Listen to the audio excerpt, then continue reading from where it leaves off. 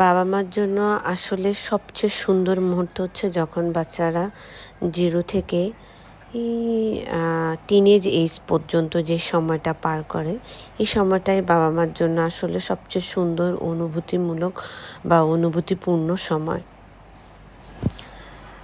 আসসালামু আলাইকুম ভিউয়ার্স, আজকে ছোট ব্লগটি আপনাদের সাথে শেয়ার করছি। যা বলছিলাম যে বাবা মার জন্য বাচ্চাদের যে শৈশব বা ছোটোবেলায় 0 থেকে 14 থেকে 15 বছর যে সময়টা বাবা মা পার করে বাচ্চাদের সাথে, সেই সময়টাই সবচেয়ে বেশি গুরুত্বপূর্ণ বা সবচেয়ে বেশি আনন্দময়।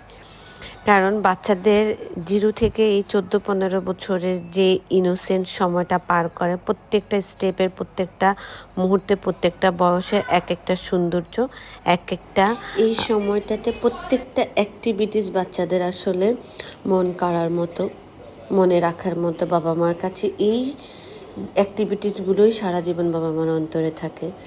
এরপর যখন আসলে তারা আস্তে আস্তে সময় পার হয়, 18+ হয়, তখন আসলে এখানে অনেক কিছু এসে যায়। বাচ্চাদের নিজস্ব একটা স্বভাব বা নিজস্ব একটা ব্যক্তিত্ব, নিজস্ব পার্সোনালিটি চলে আসে, সেখানে স্বার্থসহ সব কিছুই চলে আসে। তখন আসলে সম্পর্কগুলি এরকম থাকে না। তারপরও বলবো, প্রত্যেকটা বাবা মা, প্রত্যেকটা সম্পর্ক যেন সবসময় সুন্দর থাকে, প্রত্যেকটা সম্পর্ক যেন সবসময় মানুষের মনে রাখার মতো হয়। প্রত্যেকটা সম্পর্কে যার যার জায়গার যে দায়িত্ববোধ, যে রেসপন্সিবিলিটি, এটা যেন আমরা সকলেই সমানভাবে পালন করতে পারি।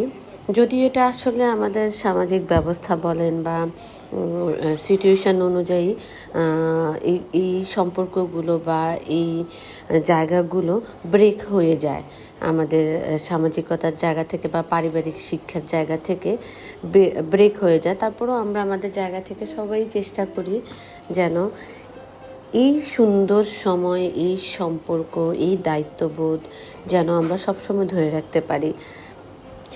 সময় চাওয়া বলে একটা চিরসত্য আছে।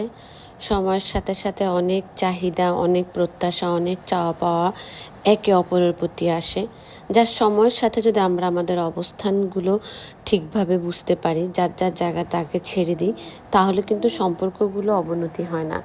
সম্পর্ক ঠিক শৈশবের মতো না থাকলেও সময় উপযোগী সম্পর্ক হয়।